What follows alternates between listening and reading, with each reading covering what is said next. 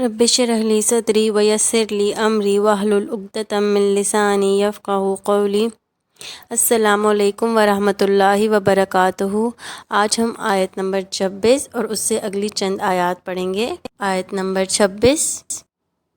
ان اللہ لا یستحیی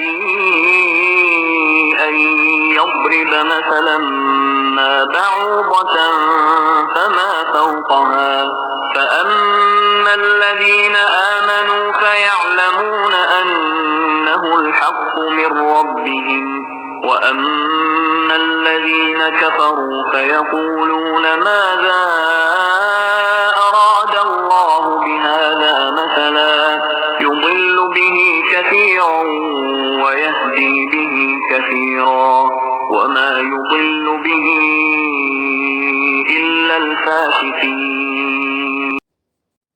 لفظی ترجمہ۔ ان بے شک اللہ لا یستحی نہیں حیا فرماتا ان کہ یضربا وہ بیان کرے مثلا کوئی مثال ما خواہ بعودتاً مادہ مچھر کی ہو فما یا جو فوقہا اوپر ہے اس کے فاما تو رہے الذین وہ جو آمنوا ایمان لائے فیعلمون بس وہ علم رکھتے ہیں انہو کہ بے شک وہ الحق حق ہے من ربہم ان کے رب کی طرف سے فاما اور رہے الذین وہ جنہوں نے کفر کیا فیقولون تو وہ کہتے ہیں ماذا کیا ارادہ کیا اللہ نے بھی حاضہ ساتھ اس مثلاً مثال کے یدلو وہ گمراہ کرتا ہے بہی ساتھ اس کے کثیراً کثیر تعداد کو ویہدی اور وہ ہدایت دیتا ہے بھی ساتھ اس کے کثیراً کثیر تعداد کو وما اور نہیں یدلو وہ گمراہ کرتا بھی ساتھ اس کے الا مگر الفاسقین فاسقوں کو۔ ہاں اللہ اس سے ہرگز نہیں شرماتا کہ مچھر یا اس سے بھی حقیر تر کسی چیز کی تمثیلیں دے۔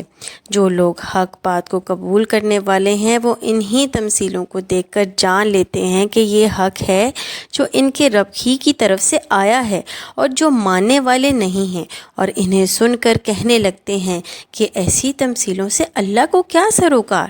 اس طرح اللہ ایک ہی بات سے بہتوں کو گمراہی میں مبتلا کر دیتا ہے اور بہتوں کو راہ راست دکھا دیتا ہے، اور گمراہی میں وہ انہی کو مبتلا کرتا ہے جو فاسق ہیں، اللہ کے عہد کو مضبوط باندھ لینے کے بعد توڑ دیتے ہیں۔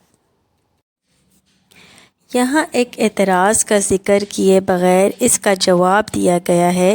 قرآن میں متعدد مقامات پر مکڑی مچھر وغیرہ کی جو مثالیں دی گئی ہیں ان پر مخالفین کو اعتراض تھا کہ یہ کیسا کلام الہی ہے جس میں ایسی حقیر چیزوں کی تمثیلیں ہیں۔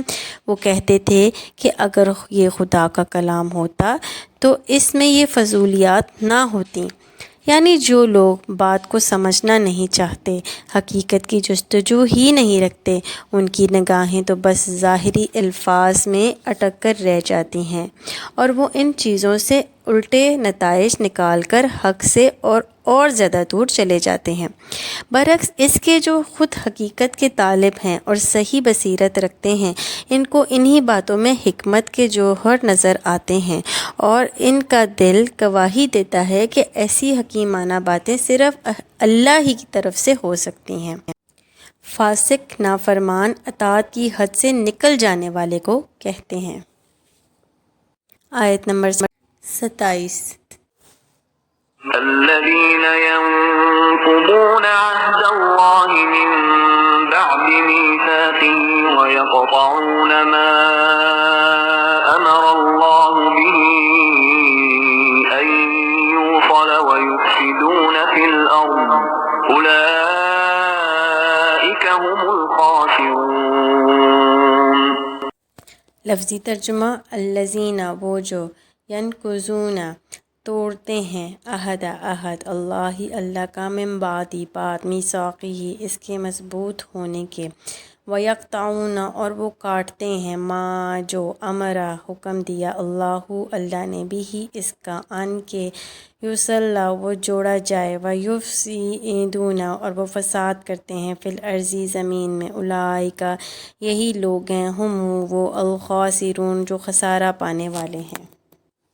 یعنی اللہ نے جسے جوڑنے کا حکم دیا ہے اسے کاٹتے ہیں اور زمین میں فساد برپا کرتے ہیں، حقیقت میں یہی لوگ نقصان اٹھانے والے ہیں۔ بادشاہ اپنے ملازموں اور رعایا کے نام جو فرمان یا ہدایات جاری کرتا ہے اس کو عربی محاورے میں عہد سے تعبیر کیا گیا ہے کیونکہ ان کی تعمیل رعایا پر واجب ہوتی ہے۔ یہاں عہد کا لفظ اس معنی میں استعمال ہوا ہے، اللہ کے عہد سے مراد اس کا وہ مستقل فرمان ہے جس کی روح سے تمام نوع انسانی صرف اس کی بندگی، اطاعت اور پرستش کرنے پر مامور ہے۔ مضبوط باندھ لینے کے بعد سے اشارہ ان کی طرف ہے کہ آدم کی تخلیق کے وقت تمام نوع انسانی سے اس فرمان کی پابندی کا اقرار لے لیا گیا تھا،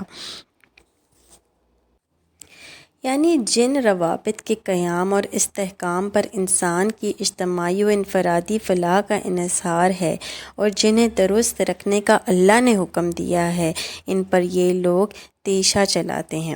اس مختصر سے جملے میں اس قدر وسعت ہے کہ انسانی تمدن و اخلاق کی پوری دنیا پر جو دو آدمیوں کے تعلق سے لے کر عالمگیر بین الاقوامی تعلقات تک پھیلی ہوئی ہے، صرف یہی ایک جملہ حاوی ہو جاتا ہے۔